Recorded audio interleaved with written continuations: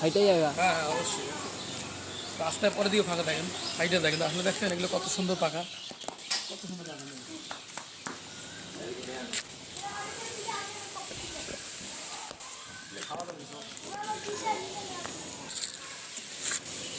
এক সাইডে থেকে দিই, ধোয়া নেই এখানে রাখো।